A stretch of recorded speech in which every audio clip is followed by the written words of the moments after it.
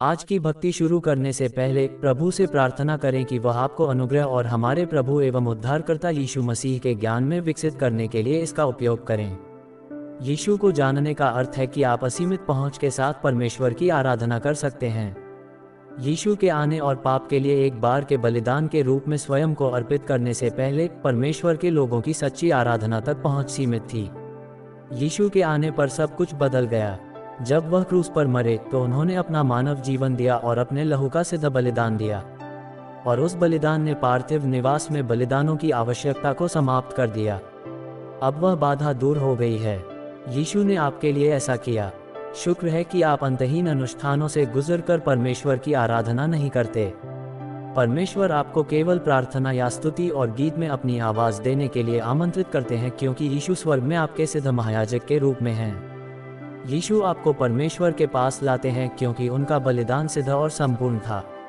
अपनी मृत्यु के माध्यम से यीशु हमें वे सभी अच्छी चीज़ें प्रदान करते हैं जिनका हम अनुभव कर सकते हैं, क्योंकि अब हम परमेश्वर के साथ शांति में हैं। जब आप परेशान होते हैं तो वह आपको शांति प्रदान करता है। जब आप दुखी होते हैं तो वह आपको सांत्वना देता है, आपकी चिंता को शांत करता है, और जब आपको सबसे ज़्यादा ज़रूरत होती है तब वह आपको वह प्रदान करता है जिसकी आपको ज़रूरत होती है। जीवन कभी कभी निराशाजनक, यहाँ तक कि निराशाजनक भी हो सकता है। यीशु आपको अपनी सिद्ध और शक्तिशाली उपस्थिति प्रदान करते हैं और आपको निराशा से उबार सकते हैं, क्योंकि वह परमेश्वर की उपस्थिति में रहते हैं और आपके लिए प्रार्थना करते हैं। मूसा द्वारा स्थापित पुरानी व्यवस्था के तहत यह सब संभव नहीं था। यीशु व्यक्तिगत रूप से आपके लिए आपके अनंत छुटकारे को पूरा करने के लिए स्वर्ग में आए। वह आपकी ओर से अपनी धार्मिकता प्रदान करते हैं और आपको परमेश्वर के पास आने का मार्ग प्रदान करते हैं। इसके अलावा भी बहुत कुछ है।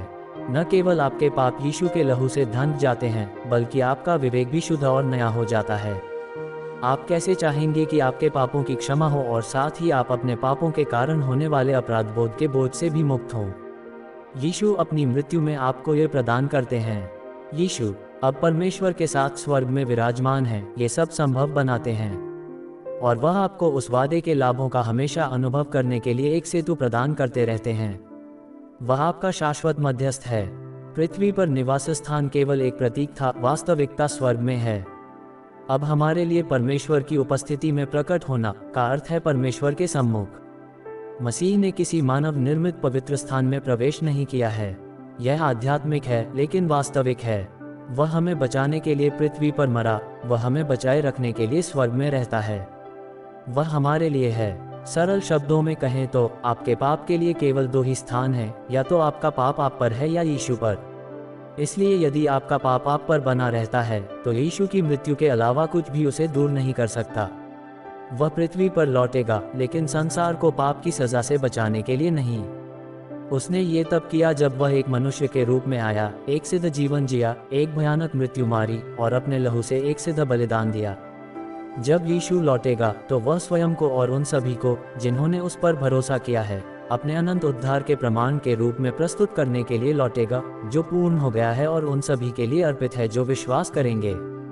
क्या आप विश्वास करते हैं?